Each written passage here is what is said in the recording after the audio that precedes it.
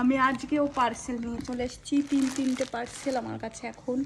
আর আমি মিশো থেকে অর্ডার করেছিলাম, আর আমরা এক জায়গায় ঘুরতে যাব, তার জন্য আমি এত শপিং করছি।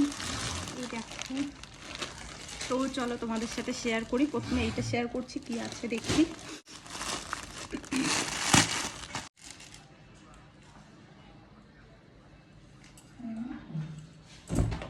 এই দেখো, এইখানে আছে একটা হুডি, যেটা পুরো ব্ল্যাক কালারের।